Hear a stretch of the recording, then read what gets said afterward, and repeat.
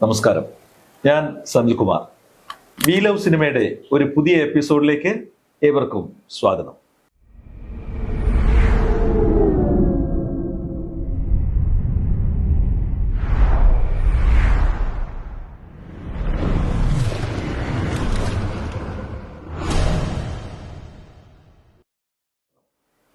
ഇന്ന് ഒരുപാട് സിനിമാ ഗാനങ്ങൾ നമ്മുടെ ജീവിതത്തിൽ നമ്മൾ മൂളിപ്പാട്ടായി പാടി നടക്കുകയും സിനിമയുടെ ആ ദൃശ്യം പോലും ഈ പാട്ട് കേൾക്കുമ്പോൾ നമ്മുടെ മനസ്സിലേക്ക് ഓടിയെത്തുകയും ചെയ്യും. പക്ഷേ ഈ പാട്ടിൻ്റെ സംഗീത സംവിധായകർ അല്ലെങ്കിൽ ഈ പാട്ട് എഴുതിയ ആൾക്കാരെ കുറിച്ചൊന്നും നമ്മൾ മറ്റു പലരുടെ പേരാവും ഇവർക്ക് പകരമായി ഓർത്തു വയ്ക്കുക.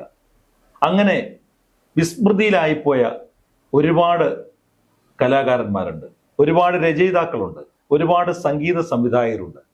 അവരെക്കുറിച്ചാണ് ഈ എപ്പിസോഡിൽ ഞങ്ങൾ ചർച്ച ചെയ്യുന്നത് ഈ ഗാനം മറക്കുമോ എന്ന പ്രോഗ്രാമിലൂടെ.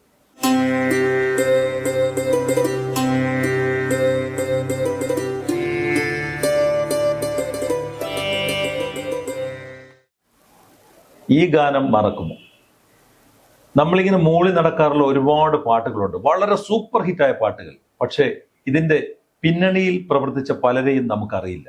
അവരെല്ലാം വിസ്മൃതിയിലാണ്ടുപോയി. അതിനെക്കുറിച്ച് നമുക്ക് മനസ്സിലാക്കി തരുവാനും അതിനെക്കുറിച്ച് ആധികാരികമായി സംസാരിക്കാനും ഒക്കെയായി ഇന്ന് നമ്മളോടൊപ്പം സംഗീത സംവിധായകൻ ജോസ് കടവിൽ ചേരുന്നു. സ്വാഗതം. നമസ്കാരം. ദേവി ക്ഷേത്ര നടയിൽ ദീപാരാധന വേളയിൽ ദീപസ്തംഭം തെളിയിച്ചു നിൽക്കും ദേവികേ നീയൊരു കവിത, ത്രിസന്ധ്യ എഴുതിയ കവിത. വളരെ മനോഹരമായ വരികളല്ലേ ഇത്? ഇത് സത്യം പറഞ്ഞാൽ നമ്മൾ വിചാരിക്കും വയലാറോ ONV സാറോ എഴുതിയായിരിക്കും. പക്ഷെ ഇത് എഴുതിയത് പരത്തുള്ളി രവീന്ദ്രൻ, കണ്ണൂർ രാജന്റെ സംഗീതം. പക്ഷേ വീണ്ടും പുള്ളിക്ക് ഒരു അവസരവും ലഭിച്ചില്ല. അത് എന്താ പറയാനല്ലേ, വിധി. അദ്ദേഹം മറ്റൊരു പാട്ടുകൂടെ ചെയ്തിട്ടുണ്ട് ഈ സിനിമയിൽ തന്നെ. കിനാവിന്റെ കടവില് ഇളനീര് അതിൽ ഇറക്കിയ തോണിയിൽ പനിനീര് എന്ന് പറയുന്നതാണ്. ഇതും പിന്നെ കണ്ണൂർ രാജൻ തന്നെയാണ് സംഗീതം. പരത്തുള്ളി രവീന്ദ്രന്റെ രചന. അന്നത്തെ കാലത്ത് ബുദ്ധിജീവികളുടെ ഇടയിലും എഴുത്തുകാരുടെ ഇടയിലും വളരെയധികം പ്രസിദ്ധമായ ഒരു പാട്ടാണ്. കോമൺ പീപ്പിളിന്റെ ഇടയിലല്ല, ഒരു കാരണം ഇത് ഏതോ ഒരു പിന്നെ പ്രശസ്തനായ ഒരു എഴുത്തുകാരൻ എഴുതിയ അത്രയും പ്രാഗൽഭ്യമുള്ള വരികൾ, പ്രാധാന്യമുള്ള വരികൾ, ലാളിത്യമുള്ള വരികൾ. അപ്പൊ ഒരു പിന്നെ പുതിയ എഴുത്തുകാരൻ സമീപിക്കാൻ പറ്റാത്ത രീതിയിലുള്ള ഒരു എഴുത്താണ്. അതായിരിക്കും മറ്റുള്ളൊരു പുള്ളിയുടെ പേര് ഓർക്കാതെ മറ്റു പലരുടെയും പേരിൽ ഈ പാട്ട് അറിയപ്പെടാനുള്ള കാരണം. അദ്ദേഹം പറഞ്ഞിട്ടുള്ളത്, ഇതിനകത്ത് ദേവീക്ഷേത്ര നടയിൽ അദ്ദേഹത്തിന്റെ വീട്ടിന്റെ അടുത്തൊരു ദേവീക്ഷേത്രമുണ്ട്. അവിടെ എന്നും ചെന്ന് അദ്ദേഹം തൊഴാറുണ്ട്. അപ്പൊ അദ്ദേഹം കണ്ടത് ഞാൻ പ്രകൃതിയെ കാണുന്നു എന്നാണ്. അപ്പം പ്രണയം പ്രകൃതിയോടുമാകാം, അത് അനുവാചകർക്കാണത് അതിന്റെ ഏത് രീതിയിൽ എടുക്കണം എന്നുള്ളത്. പക്ഷെ അദ്ദേഹം കണ്ടത് പ്രകൃതിയെ സ്നേഹിക്കുന്ന പോലെ, പ്രകൃതിയെ പ്രണയിക്കുന്നത് പോലെ. അവിടെ ഒരു ദീപസ്തംഭമുണ്ട് പുള്ളിയുടെ വീടിന്റെ ക്ഷേത്രത്തിന്റെ അവിടെ. അങ്ങനെ അദ്ദേഹം പറഞ്ഞ് ഞാൻ കേട്ടിട്ടുണ്ട്. അപ്പൊ എന്തുകൊണ്ടും മലയാള സിനിമാ ലോകത്ത് അനിതസാധാരണമായ ഒരു ഗാനമാണ് ഈ ദേവീക്ഷേത്ര നടയിലും കിനാവിന്റെ കടവില് ഇളനീര് എന്ന് പറയുന്ന പാട്ട്.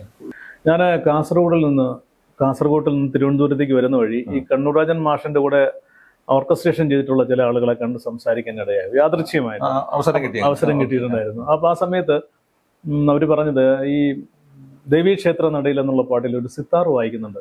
വളരെ കോംപ്ലിക്കേറ്റഡ് ആയിട്ടുള്ള നോട്ടാണ്. പാട്ട് കേൾക്കുമ്പോൾ പറയാൻ പറ്റും. അതിന്റെ ചരണം വളരെ മനോഹരമാണ്. ആ ചരണം: ആവണിത്തെന്നൽ പോലൻ മനോവാടിയിൽ ആത്മസഖീ നീ ഒഴുകി വരൂ, തളിരില കയ്യാൽ അഴുകുന്ന നേരം അനുഭൂതിയിൽ ഞാൻ അലിഞ്ഞു ചേരും. അപ്പൊ അത്രയ്ക്ക് മനോഹരമായ നമ്മുടെ മലയാള സിനിമാ സംഗീത ശാഖയിൽ ബെസ്റ്റ് ഓഫ് ദി അല്ല 10 പാട്ടുകളിൽ ഒരു പാട്ട് ഈ ദേവീക്ഷേത്ര നടയിൽ.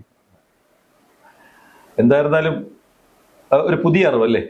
പരത്തുള്ളി രവീന്ദ്രൻ, നാം എല്ലാം വേറെ ആരുടെ പേര് ധരിച്ചു വെച്ചിരുന്ന ഒരു ഗാനം, അതിന്റെ യഥാർത്ഥ അവകാശിയെ കണ്ടെത്തി അതിന്റെ സത്യസന്ധമായ വിവരങ്ങൾ പ്രേക്ഷകർക്കായി പങ്കുവച്ച ജോസിനുള്ള നന്ദി അറിയിക്കുന്നു. അതുപോലെ മാഷിനോട് ഞാൻ അടക്കമുള്ള പ്രേക്ഷകർ വി ലവ് സിനിമ എന്ന ഈ പ്രോഗ്രാമിന് വേണ്ടി ക്ഷമ ചോദിക്കുന്നു താങ്കളെ വിസ്മരിച്ചതിന്.